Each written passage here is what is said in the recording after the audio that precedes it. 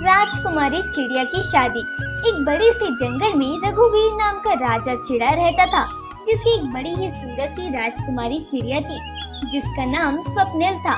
स्वप्निल चिड़िया बचपन से ही अपने पिता के साथ ज्यादा रहती थी, तो उसे अपनी सेना के प्रति कुछ ज्यादा ही लगाव था।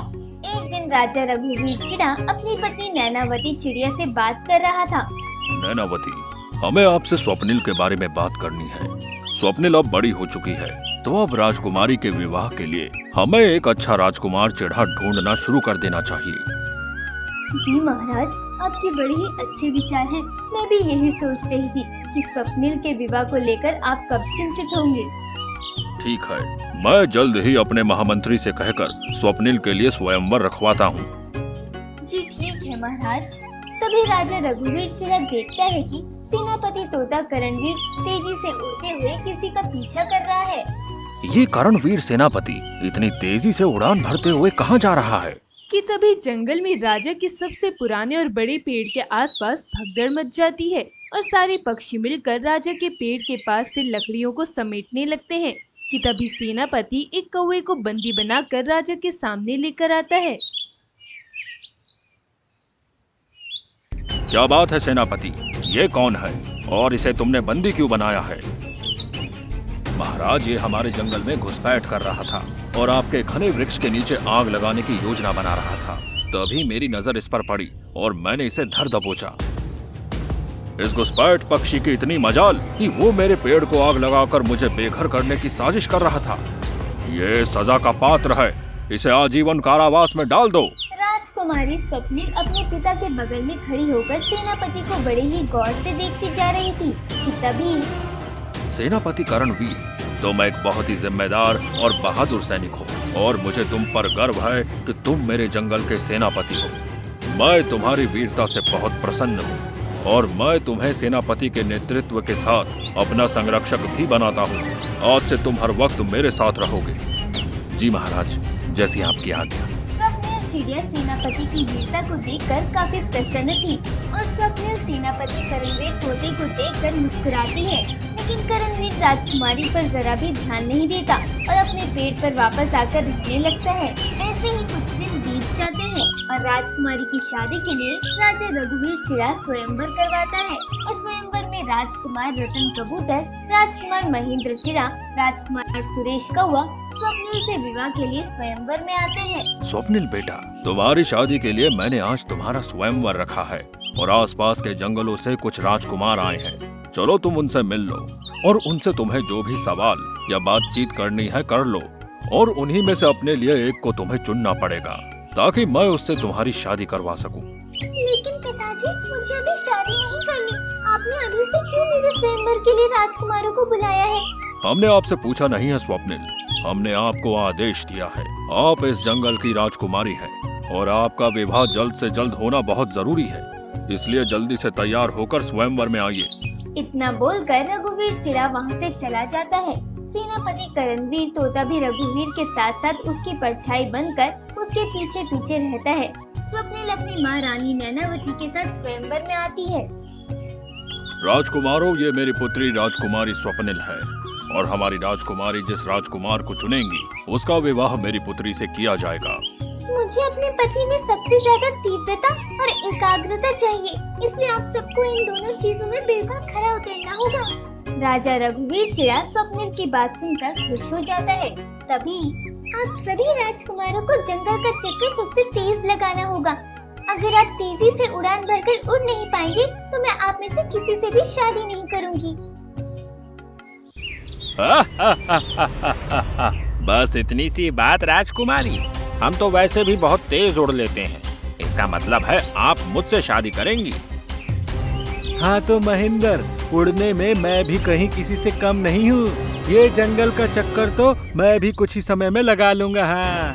राजा रघुवीर, रानी नैनावती और सभी पक्षी राजकुमारों की बातें सुन रहे थे कि तभी चलिए जंगल का चक्कर लगाने के लिए आप सब तैयार हो जाइए। सेनापति करणवीर, आप तीनों राजकुमारों के साथ उड़ान भरने की तैयारी करिए। यदि तीनों राजकुमार राजकुमारों में से एक भी राजकुमार आपसे पहले जंगल का चक्कर लगाकर आ गया तो उसे ही मैं अपने पति के रूप में चुन लूंगी। स्वप्निल की बात सुनते ही सारे राजकुमार जंगल का चक्कर लगाने के लिए तैयार हो जाते हैं और आदेश मिलते ही सारे राजकुमार जंगल का चक्कर लगाने के लिए उड़ान भर देते हैं।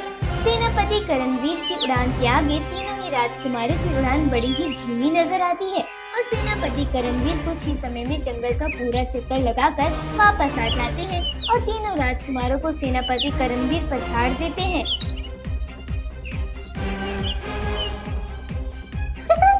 आप तीनों राजकुमारों में से कोई भी मेरा पति बनने के लायक नहीं है क्योंकि शर्त के मुताबिक आप तीनों में से किसी ने भी मेरी शर्त पूरी नहीं की, इसलिए आप सब मेरे पिता के जंगल से चले जाइए। राजा रघुवीर जैसे ही स्वप्निल के मुंह से ये बात सुनता है। राजकुमारी स्वप्निल, ये आप क्या कह रही हैं?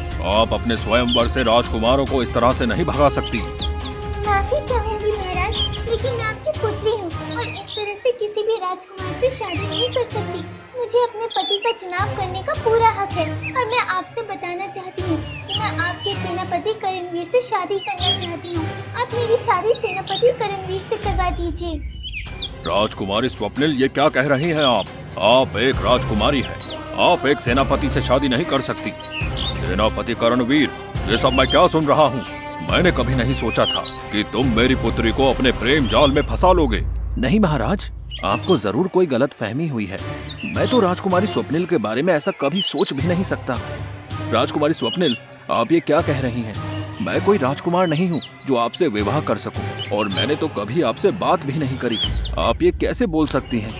हाँ पिताजी, सेनापति करणवीर बिल्कुल बेकसूर है। उन्होंने तो कभी मेरी तरफ आंख उठाकर भी नहीं देखा, लेकिन मुझे सेनापति करणवीर बहुत पसंद है और मैं उनसे ही शादी करना चाहती हूँ।